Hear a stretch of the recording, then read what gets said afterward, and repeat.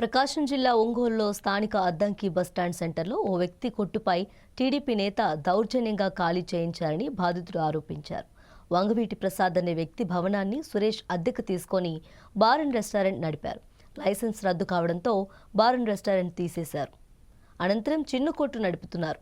యజమానికి తాము ఎక్కువ అద్దె ఇస్తామని అనడంతో సురేష్ను ఖాళీ చేయమని యజమానిని ఒత్తిడి తేవడంతో బాధితుడు కోర్టును ఆశ్రయించాడు.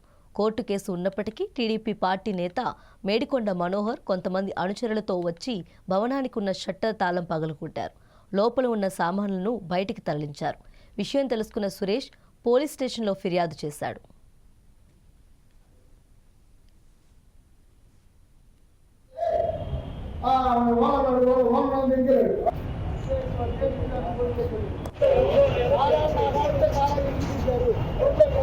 నా పేరు నీరుగట్టు సురేష్.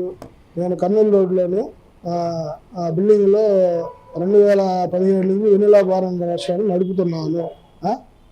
తర్వాత లైసెన్సులు రద్దయినాక మొగిలిపూడి ప్రసాదరావు ఇంటి ఓనరు నా మీద దౌర్జన్యం చేయగా నేను కోర్టుకు వెళ్ళినాను. కోర్టుకు వెళ్ళి ఇంజక్షన్ ఆర్డర్ తెచ్చుకున్నాను. అప్పటి నుంచి నన్ను శత విధాల ఓనర్ ఇబ్బంది పెడతానే ఉన్నాడు.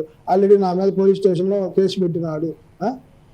తర్వాత ఇప్పుడు మొన్న 13, 14 తారీఖుల్లో నేను లేని సమయం చూసి దౌర్జన్యంగా TDP party leader Medikonda Mohan Rao ఆధ్వర్యంలో జనాన్ని వేసుకొని దౌర్జన్యంగా నా తాళాలు పగలగొట్టి నా సామాన్యుని దొంగతనం చేసినారు.